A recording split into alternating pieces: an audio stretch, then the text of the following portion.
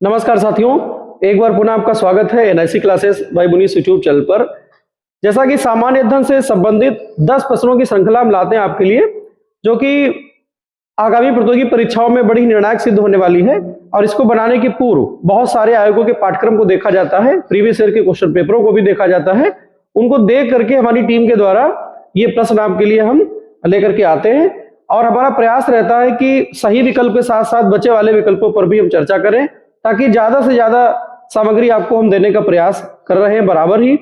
और आगामी प्रतियोगी परीक्षाओं में हमारी टेस्ट सीरीज बहुत निर्णायक सिद्ध होने वाली, जैसा कि आप देख रहे होंगे। UPSI, UP TET, UP triple SC, SSC GD और यूपीपीएससी, यूपीपी सहित तमाम जो बहुप्रतीक्षित परीक्षाएं हैं, जिनका हमको और आप सभी को बहुत बेसब्री से इंतजार है, तो वहां पर हमारी ये सीरीज बड़ी निर्णायक सिद्ध होने वाली है। अब हम बिना देरी के आज की श्रृंखला को शुरू करते हैं। रोज की भांति आज भी हमारा जो पहला प्रश्न है वह भारत की राज्य व्यवस्था से ही लिया गया है। प्रश्न आपके सामने है कि संसद राज्य सूची के विषय के संबंध में कानून बना सकती है। भारत की जो संसद है वह किन परिस्थितियों में राज्य सूची के विषयों पर कानून बना सकती है, मूल प्रश्न है।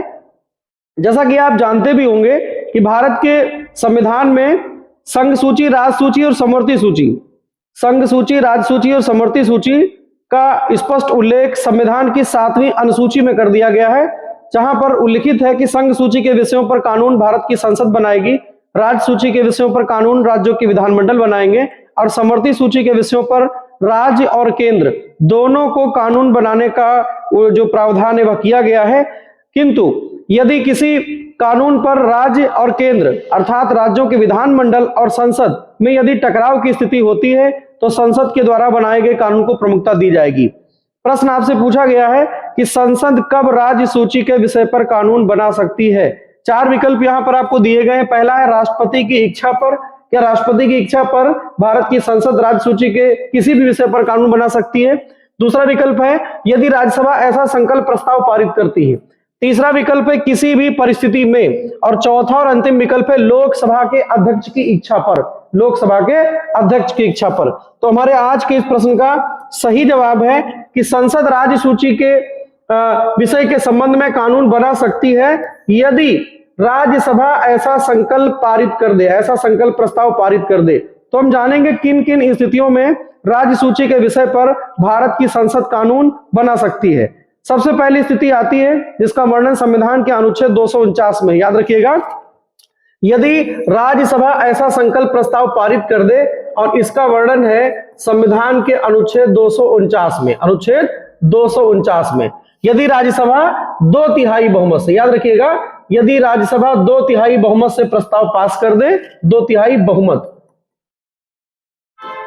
2/3 बहुमत से प्रस्ताव पारित कर दे, तो राज्य सूची के विषय पर कानून बनाने का अधिकार संसद के पास आ जाता है। अब हम जानेंगे दूसरी स्थिति कब आती है जब राज्य सूची के विषय पर कानून भारत की संसद बना सकती है।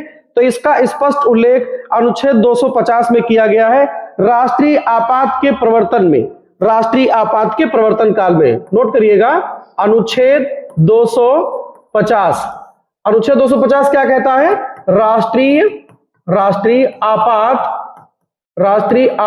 के प्रवर्तन के समय, प्रवर्तन के समय।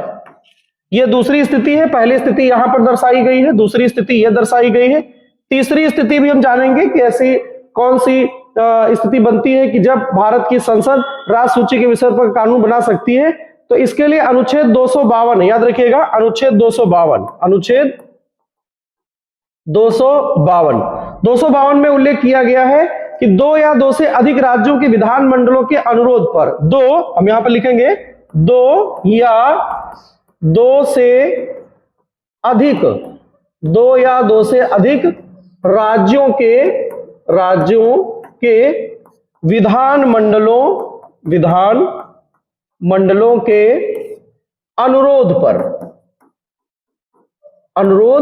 पर संसद राज्य सूची के विषय पर कानून बना सकती है। अंतिम जो वर्णन है वह अनुच्छेद 356 में है। अनुच्छेद 356 के तहत जब अनुच्छेद 356 राज्यों में प्रभावी हो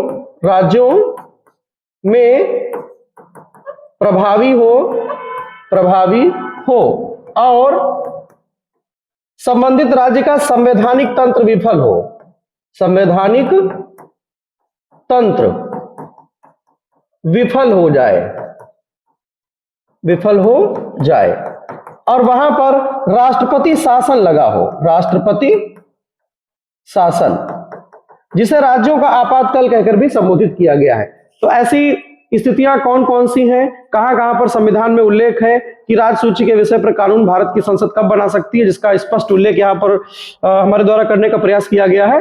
पहली स्थिति आती है अनुच्छेद 249 में 2/3 बहुमत के द्वारा यदि राज्यसभा ऐसा संकल्प प्रस्ताव पारित कर देती है कि अमुक विषय राष्ट्रीय हित का है अपितु वह राज्य सूची का विषय है, तो कानून बनाने का अधिकार भारत की संसद को मिल जाता है। दूसरी स्थिति का वर्णन अनुच्छेद 250 में किया गया है, यदि राष्ट्रीय आपातकाल प्रवर्तन में है तो राज्य सूची के किसी भी विषय पर कानून बनाने का अधिकार भारत की संसद के पास होता है। अनुच्छेद 252 कहता है 2 या 2 से अधिक राज्यों के अनुरोध पर, 2 या 2 से अधिक राज्यों के विधानमंडलों के अनुरोध पर संसद राज्य सूची के अमुक विषय पर कानून बना सकती है। अगली स्थिति यहां पर दी है अनुच्छेद 356 के प्रभावी होने पर, अनुच्छेद 356 अर्थात राज्यों का आपातकाल या राज्यों में राष्ट्रपति शासन की उद्घोषणा प्रभावी होने पर। राष्ट्रपति शासन की उद्घोषणा प्रभावी कब होती है? जब संबंधित राज्य के राज्यपाल के द्वारा राष्ट्रपति से लिखित सिफारिश की जाती है कि अमुक राज्य में या संबंधित राज्य में संवैधानिक तंत्र की पूर्णता विफलता सिद्ध हो चुकी है, तब राष्ट्रपति महोदय के द्वारा अनुच्छेद 356 की शक्ति का प्रयोग करते हुए राज्यों में आपातकाल, जिसे राष्ट्रपति शासन के नाम से संबोधित किया गया है, वह प्रभावी हो जाता है। तो ऐसी स्थिति में भी संसद राज्य सूची के विषय पर कानून बना सकती है। आगे बढ़ते हैं, अगला प्रश्न आपके सामने है, वर्ष 1857 के विद्रोह के समय ब्रिटेन का प्रधानमंत्री कौन था? भारत में वर्ष 1897 की जब क्रांति हुई थी, सवाल आपसे पूछा गया है कि उस समय ब्रिटेन का प्रधानमंत्री कौन था, क्योंकि 1857 की क्रांति के ठीक 90 वर्ष बाद भारत आजाद भी हो जाता है, यह भी हमें याद रखना है। तो 1857 की क्रांति के समय ब्रिटेन का प्रधानमंत्री कौन था? 4 विकल्प यहां पर हैं, विस्कांट पामस्टन, क्लीमेंट एटली, रैमजे मैकडोनाल्ड और विंस्टन चर्चिल। विकल्प एक बार हम पुनः पढ़ रहे हैं, विस्कांट पामस्टन, क्लीमेंट एटली, रैमजे मैकडोनाल्ड और विंस्टन चर्चिल। 4 विकल्प यहां पर दिए गए। हम उम्मीद करते हैं कि आप अपने सही उत्तर तक जरूर पहुंच चुके होंगे। 1857 की क्रांति के समय भारत के ब्रिटेन के प्रधानमंत्री विस्कांट पामस्टन थे, याद रखिएगा, विस्कांट पामस्टन। तो विस्कांट पामस्टन कब थे? जब भारत में 1857 की क्रांति हुई थी, जब भारत में 1857 की क्रांति हुई थी, जैसा कि प्रश्न आपसे पूछा गया है। अब हम बचे वाले विकल्पों पर भी चर्चा करने का प्रयास करेंगे। तो बचे वाले विकल्प में नंबर 2 पर यहां पर दिए हुए हैं क्लीमेंट एटली। क्लीमेंट एटली भारत के कब प्रधानमंत्री थे, हम ये भी जानेंगे। भारत की आजादी के समय क्लीमेंट एटली ब्रिटेन के प्रधानमंत्री थे, सॉरी थोड़ी सी भूल हो गई, माफी चाहेंगे। भारत की आजादी के समय ब्रिटेन के प्रधानमंत्री क्लीमेंट एटली थे। तो इनके आगे भी लिखेंगे ये प्रधानमंत्री कब थे, तो भारत की आजादी के समय, भारत की आजादी के समय, भारत की आजादी के समय ब्रिटेन के प्रधानमंत्री क्लीमेंट एटली थे। अब अगले विकल्प पर आते हैं, रैमजे मैकडोनाल्ड, ये भी ब्रिटेन के प्रधानमंत्री रह चुके हैं। तो इनके प्रधानमंत्रित्व काल में भारत में ऐसी कौन सी घटना घटित हुई है जो हमारी परीक्षा के हिसाब से बहुत जरूरी है? तो यहां पर हमें याद रखना है कि रैमजे मैकडोनाल्ड जब ब्रिटेन के प्रधानमंत्री थे तब भारत में गांधी और इरविन, महात्मा गांधी और वायसराय इरविन, महात्मा गांधी और वायसराय, तत्कालीन वायसराय इरविन के मध्य एक समझौता हुआ था, इरविन के मध्य समझौता हुआ था, समझौता हुआ था। यदि आपसे पूछा जाता कि यह समझौता कब हुआ था तो आप डेट भी नोट कर लीजिएगा, 5 मार्च 1931 ईस्वी को गांधी इरविन समझौता हुआ था। अब अंतिम विकल्प पर यहां पर दिए Winston Churchill. Winston Churchill Britain के बड़े ही लोकप्रिय प्रधानमंत्री रहे और इनके 2 कार्यकाल थे, भी आपको याद रखना है। पहला कार्यकाल इनका 1940 से 45 तक था, 1940 से 1945 तक इनका जो पहला कार्यकाल था, प्रथम कार्यकाल। तो प्रथम कार्यकाल इनका था 1940 से 1945, 1940 से 1945। 1945। दूसरा कार्यकाल इनका कब था? तो दूसरा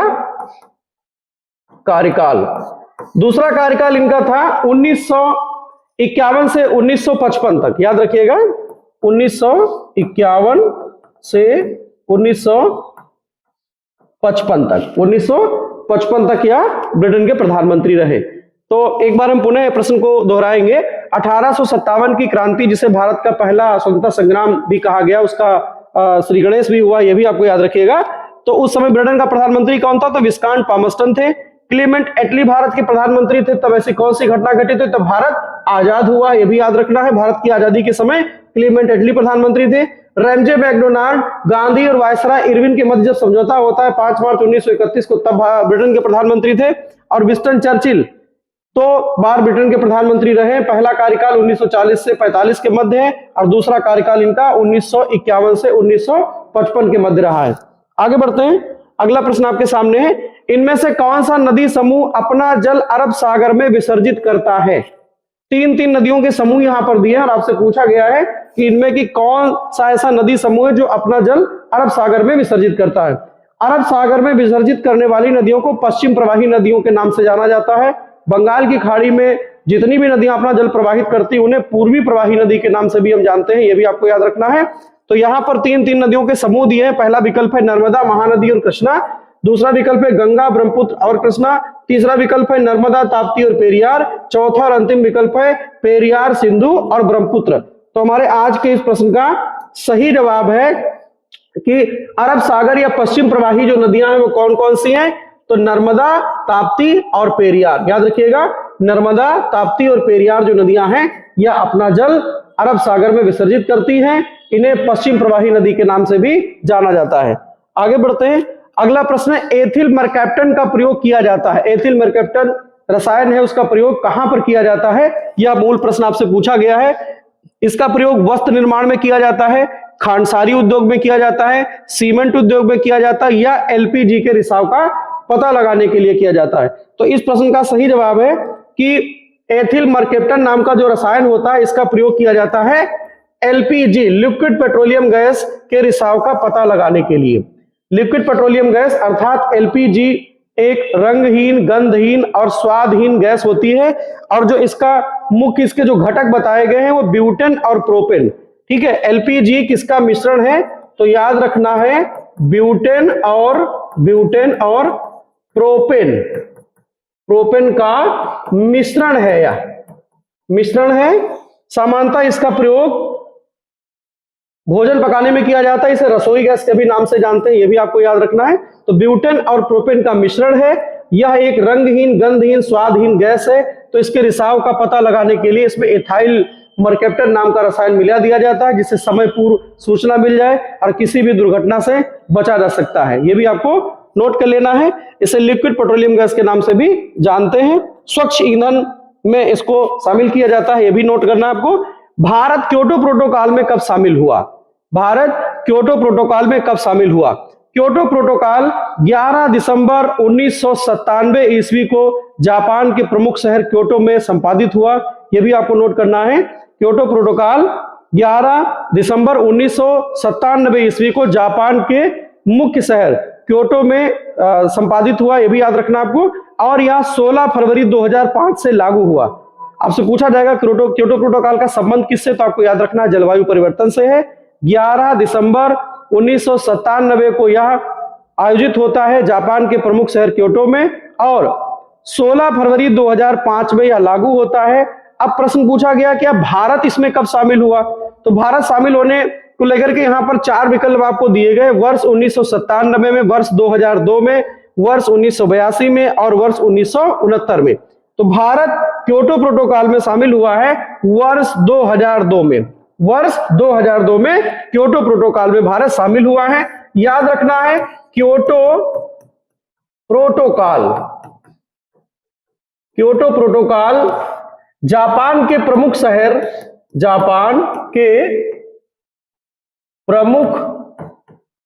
शहर, इसका नाम है क्योटो। क्योटो में 11 दिसंबर 1997 97 ईस्वी को आयोजित हुआ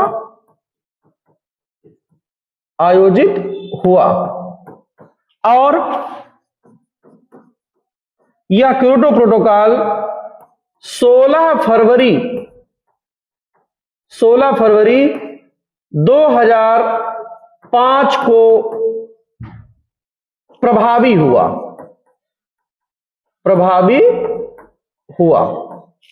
भारत क्योटो प्रोटोकॉल में कब शामिल हुआ, यह मूल प्रश्न आपसे पूछा गया है। तो 26 अगस्त 2002 को भारत 26 अगस्त वर्ष 2002 में इसमें शामिल हुआ। या भारत ने, यहां पर यह भी एक सेंटेंस बन सकता है, भारत ने 26 अगस्त वर्ष 2002 में इसे हस्ताक्षरित किया।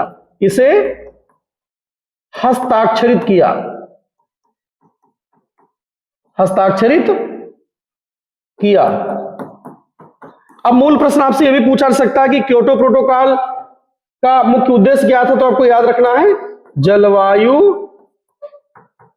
परिवर्तन।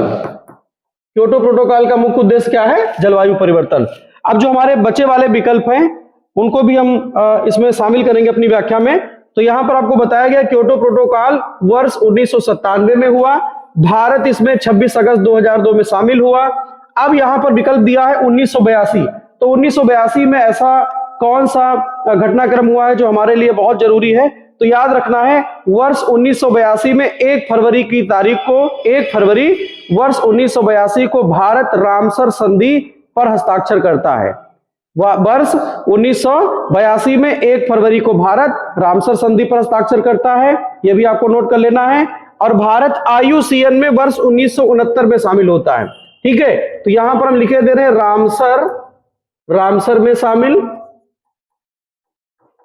रामसर में शामिल हुआ है, और यहां पर याद रखना है IUCN में शामिल हुआ है भारत 1969 में। आगे बढ़ते हैं, अगला प्रश्न आपके सामने है, डोलू कुनीथा नामक लोक नृत्य का संबंध किस राज्य या केंद्र शासित प्रदेश से है। यह प्रश्न आर्ट कल्चर से लिया गया है। डोलू कुनीथा नाम का एक लोक नृत्य है, उसका संबंध किस राज्य या केंद्र शासित प्रदेश से है। 4 विकल्प यहां पर आपको दिए गए, लद्दाख से, मध्य प्रदेश से, कर्नाटक से और लक्षद्वीप से। तो हमारे आज के इस प्रश्न का सही जवाब है कि जो डोलू कुनीथा नाम का एक बहुत लोकप्रिय लोक नृत्य है वह कहां पर है, तो कर्नाटक में होता है। यह भी आपको नोट करना है। डोलू जो है, डोलू कन्नड़ भाषा का शब्द है, कन्नड़ भाषा का शब्द है, और इसका अर्थ होता है ढोल।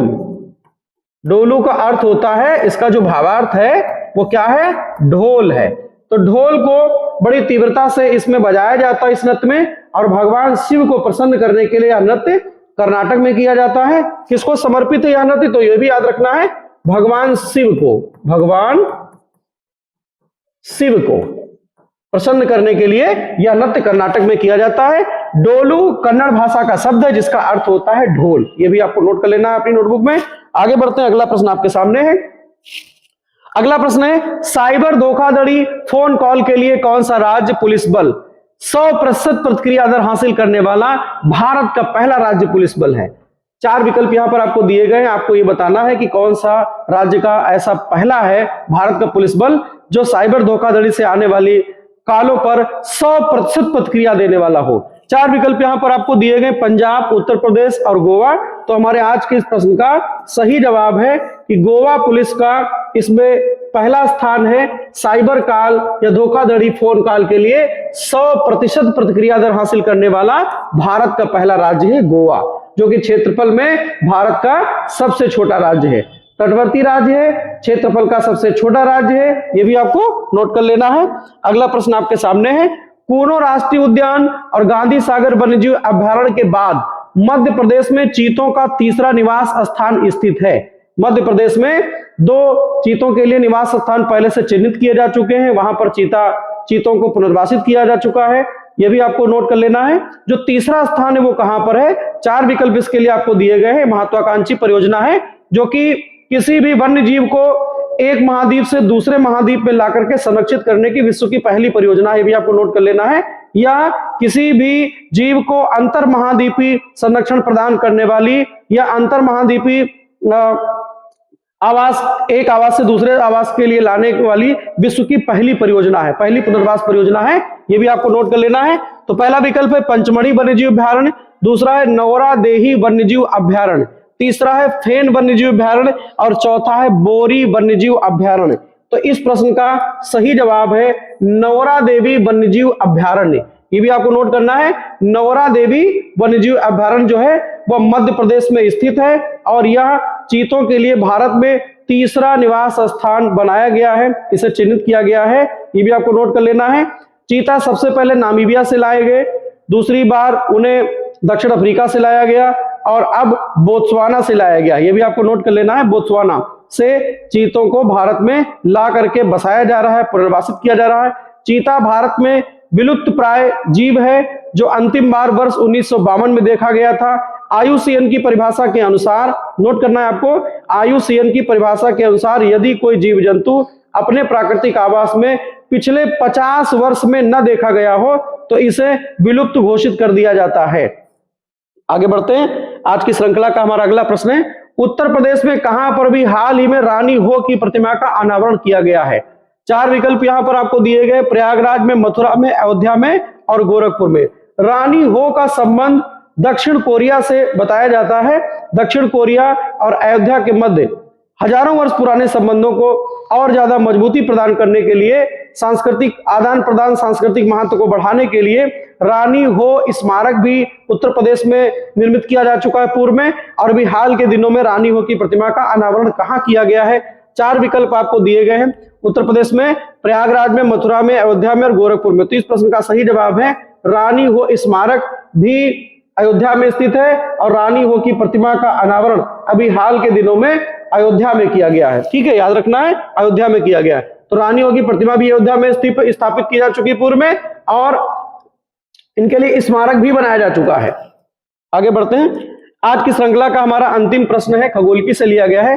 ब्लैक होल अंतरिक्ष का वह क्षेत्र होता है जहां पर अत्यधिक गुरुत्व होता है, शून्य गुरुत्व होता है, शून्य चुंबकत्व होता है या अत्यधिक मात्रा में ऑक्सीजन पाई जाती है। तो इस प्रश्न का सही जवाब है जहां पर अत्यधिक गुरुत्व होता है, जिस क्षेत्र विशेष का गुरुत्वाकर्षण बहुत ज्यादा होता है। इसकी कल्पना इस प्रकार की गई कि जहां से परावर्तित होकर के प्रकाश भी वापस नहीं आ सकता है, सारी चीजें उसमें समाहित हो जाती हैं, उसे ब्लैक होल कहा जाता है। ब्लैक होल के सिद्धांत पर सबसे ज्यादा काम करने वाले वैज्ञानिकों की श्रेणी में भारतीय मूल के वैज्ञानिक एस चंद्रशेखर का नाम पहली श्रेणी में लिया जाता है। हम यहाँ पर नोट करेंगे, सुब्रमण्यम चंद्रशेखर इनका नाम था, एस चंद्रशेखर, एस चंद्रशेखर, याद करना है। इनको ब्लैक होल के सिद्धांत की खोज के लिए वर्ष 1983 ईस्वी में भौतिकी का नोबेल भी मिला था। भौतिकी का नोबेल पुरस्कार भी इनको मिल चुका है, यह भी आपको नोट कर लेना है। एस चंद्रशेखर, पूरा नाम इनका है सुब्रमण्यम चंद्रशेखर। यह सीरीज हमारी कैसी लगी आपको, हमें कमेंट के माध्यम से आप जरूर बताइएगा। धन्यवाद।